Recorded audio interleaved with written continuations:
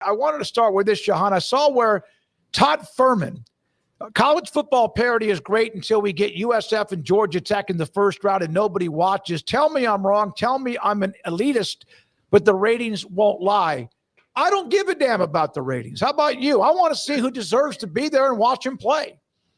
Yeah, I don't know where we reached this kind of place of talking about ratings and television and networks and all this stuff. And I understand I technically work for one of these networks, but who cares? Like I don't know. I watch a whole lot of football that probably a lot of people don't watch. And, the funny thing about it is as well is I think that we have gotten a little I don't know exactly the right word, but I feel like we've started to forget how college football fans are formed. I mean, the reality of the situation is this. I didn't grow up in college football the way that some people did. And so for me, the thing that drew me into the sport was the fact that Baylor played relevant games and had big time moments when I was there. You look around the college football landscape, Indiana fans are going to exist in a different way than has ever existed before. I think about some of my colleagues. There are multiple people who were at Florida during their run to national championship games. Like this sport has never just been about the top 5 biggest teams and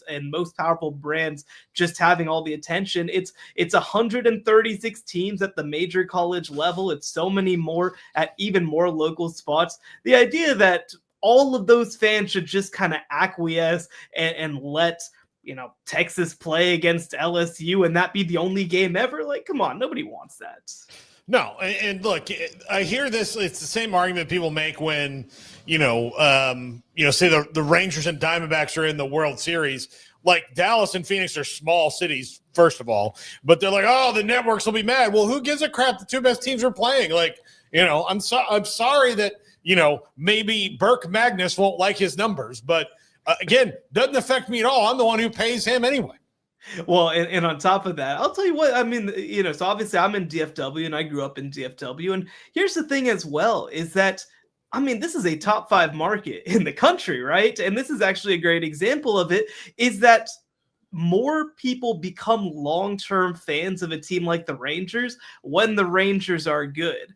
And so I think that, again, there's obviously value to having years where it's Yankees, Dodgers, or whatever you want to say, but there's a ton of value to fans of a team also believing that their team may have a chance, that there's something to build on. I mean, look right now in the NBA, right? Like the best team in basketball plays in Oklahoma City. They fill that place. They pack that place. People tune in. And so I think that you're almost you're underselling your product if you take 136 teams, if you take 30 franchises and try to say you should only care about 5 of these. It's ultimately at the grassroots level where you build sports fans. The second that you start cutting that, I think the more trouble you're going to be in. Yeah, I couldn't agree with you more, Shehan. As a guy who's always followed pro wrestling my whole life, like on a consistent basis, the moment that about 20 years ago when there was competition, it started turning into ratings talk, it just made the discourse that much worse, and it's never left. And I'm afraid college football is now waded into this as well about TV rankings and why should we care. To you guys' point, it seems kind of silly, but man, what a weekend it was, huh? I don't know where to start off with a game, so I'll talk, first about the big firing that took place with Billy Napier. Jay Norvell also let go from Colorado State, but your thoughts on the Gators finally making it official, and now what this means big picture for not only them, but for the rest of the teams out there that are going to be looking for head coaches here. Yeah, I think that we knew heading into the year, this had a chance to be a very active coaching carousel. And already we have 2 monster jobs in Florida and Penn State opening up. And I don't think they're going to be the last. I think this could be one of the busiest coaching carousels that we've ever had. And the biggest reason is this.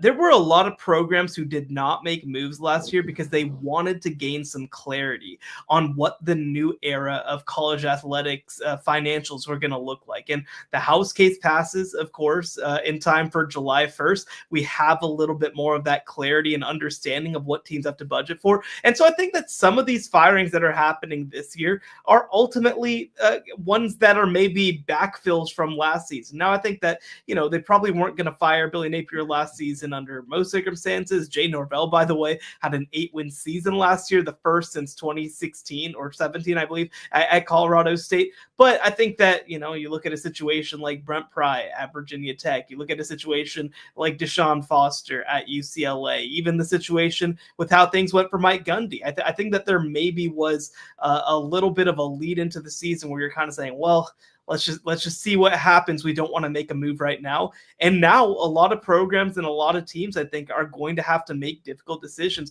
about whether they want to move in this market. Because here's the reality of the situation as well, is that if there's some jobs that if they had opened last year would have been pretty attractive, that now might be, the 10th most valuable or interesting opening in the 2025 cycle. Shehan, are athletic directors like Michael Alford at Florida State, Wisconsin, Jay Cohen at Auburn, we kind of know where this is all headed right now. Are they making a mistake by waiting, or do the new rules give them the ability to make that decision after the season, since guys can't jump in the portal right away like they used to? Well, I think that the portal piece is probably not that huge a deal. I mean, the reality is that a lot of these players, either one, have already played 4 games, so you're not necessarily gaining a whole lot by entering the portal. You can't redshirt or anything like that. Second, I mean, there are numerous of these players who either are playing for the NFL or second are potentially going to cost themselves a significant amount of money if they don't decide to play through the rest of the season. Now, every player has to make the decision that's right for them, but those are factors certainly to take into account. I mean, I think that there's kind of a couple different ways to approach this, right? Because I think that that if you know that you want to let go of a coach, if you know it's over and you want to start your process, I think that there's some validity to making this decision mid-season.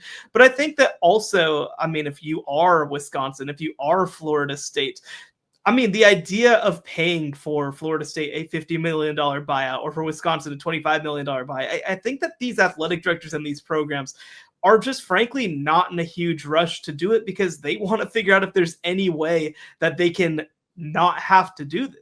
I mean, especially when you talk about Wisconsin. I mean, McIntosh, the athletic director over there, is very close with Luke Fickell. His tenure has kind of been defined by hiring him. He wants this to work. He wants Luke Fickell to come up with an excuse that's good enough to keep him.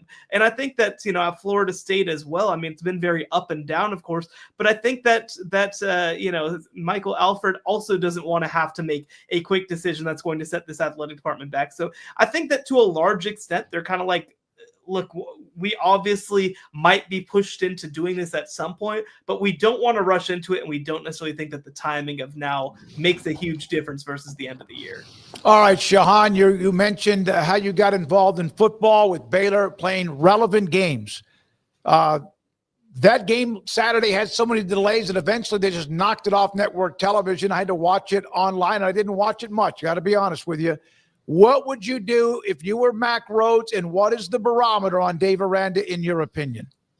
Yeah, it's such an interesting question, and such a difficult one, I think, too. I've been obviously talking to a lot of friends about it from my Baylor days. And I mean, look, there's a reason that I brought up one thing, which is, do you want to get involved in the 2025 coaching carousel? I think it's a very legitimate question, because when you look across the landscape right now at the pool of candidates, it's not an especially great one. Now, I think you have a great candidate in Eric Morris at North Texas.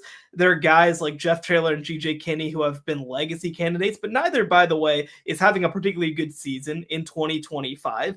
And so I think that, one, you have to consider, is there a guy that you clearly want to go out and get instead? And if not, what does that mean for your situation? Two, if you enter this market, I think that Baylor would be an attractive job, but there are ones that are open right now, and also more that are going to open in the coming months potentially, that potentially outflank you, And so I think that the question is, do you want to get involved in this particular cycle with Baylor? The third thing as well is that, I mean, it's sort of a balance that you have to find also, because you do have a historically great recruiting class locked up right now. You do have a lot of assistant coaches that you feel really good about. You do have some players on campus that you want to keep. So I think that Mac Rhodes, I'm sure, is in a similar sort of situation as what I mentioned with Wisconsin and Florida State, where I think that it would make his job a whole lot easier if they had a decent end to the year and didn't have to make a move at this time.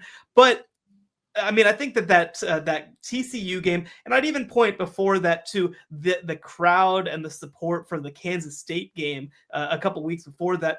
I mean, these are things that just cannot happen at a program like Baylor that's very proud, that has a lot of great players come through, that's had recent success. This was supposed to be a year where they were contending for the conference. Obviously, they failed to do it to this point. So I think that for me, I would still lean against getting rid of him because of the context of the candidates. But I mean, again, if they have a really poor end of the season, which absolutely is on the table with how difficult the end of their schedule is in November, I mean, you might have to ask some very difficult questions. I'm sorry, but you mentioned Kansas State. I know they won that game, but they have been very poor at home. I said this last week prior to TCU. I didn't expect them to beat TCU. Both of them are like just above average, if not even just average.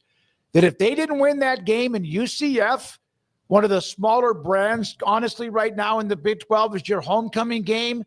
Will they have 25,000 people in that stadium?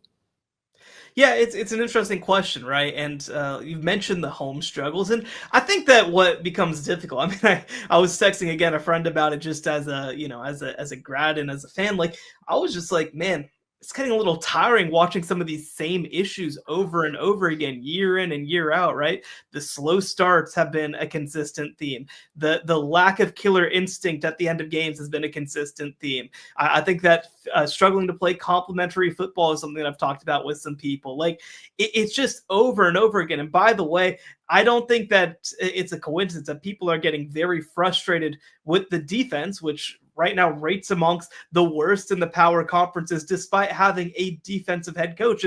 And by the way, this is like the third or fourth year in a row that they've had a poor defense. So I do understand. Like, I mean, if you're a fan right now, like, there's not a whole lot of great reasons necessarily to come out to these games. There are obviously some great players. There are obviously some great moments. I think that, Sawyer Robertson, Michael Trigg, Bryson Washington, like, these guys deserve your support. But I also understand that when you are having to ask fans to come out, a couple hours away, especially for an 11 a.m. game, like, it's just not as easy a sell as it really should be with a roster this good. Shehan, is Arizona State, BYU, who's your new favorite in the Big 12 since Tech lost, or is it still Tech? It's still Tech, but the door is open. I think that Tech at a certain point looks like they were maybe an unbeatable head above the rest of the conference sort of favorite, and I think they will still ultimately win. But I think that for me, I mean, BYU is that other team that I think right now that you probably can pencil at least very close to the edge of the Big 12 title game. They're the only undefeated left. They had a great big win against Utah this past weekend. They also, outside of going to Texas Tech, have a pretty manageable schedule overall.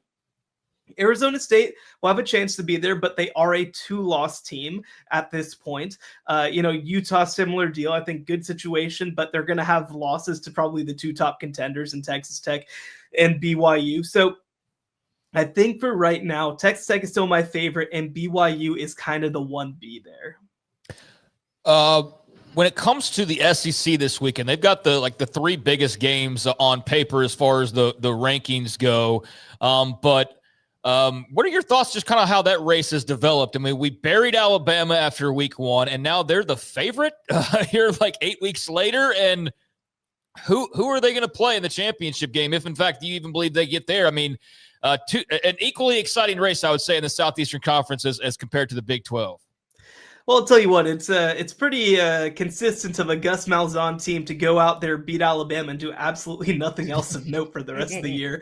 But it is interesting, right? Because Texas A&M still undefeated at this point. They're number 3 in the country, but also certainly not a perfect team. Alabama has looked really, really good since that week 1 loss, but they still did have that week 1 loss. That gives you some pause when it comes to them. And I think that everybody, I mean, Ole Miss is still a team that I like, but I really would have liked for them to have beaten Georgia. I think Georgia's defense just does not look like a Georgia defense that we've come to expect. Everybody right now is pretty dang flawed. And that makes for a really exciting race, I think. If I had to pick right now, I mean, I think that it does end up being Alabama winning the SEC. And I mean, with the way that their schedule is shaking out right now, Texas A&M is going to have a very legitimate chance to be the other team in that game. Of course, they go on the road to play Texas on November 29th. I'm excited for that game, for the return game, the first in Austin since 2011. But, again, like, it's not off the table that you see a team like Georgia get in, that you see a team like Oklahoma maybe get in, that you see a team. I mean, we'll kind of see what happens with Vanderbilt. I mean, they're a top 10 team right now, but if you asked me to guess right now, I think it ends up being Alabama over Texas A&M in the SEC title game. Shehan, thank you, buddy. Appreciate your time. And oh, by the way, he had a note that he's the one, has history that you made up, the SEC hypothetical win phrase. Is that correct? I mean, I was just going through social media, and I felt like it's blown up over the past year or so. And as far as I can tell, I'm the first one who kind of dropped the SEC hypothetical win thing. So, again, I don't want to take too much credit, but it is kind of fun to see how much that's blown up in the past year. Yeah. They get a lot of hypothetical wins. A lot. They're undefeated, some would say. They're dominant hypothetically. They get a lot of wins, but they also get a few of those added into the mix, no doubt about it. Shehan, have a great week. Thank you, buddy. Appreciate your time.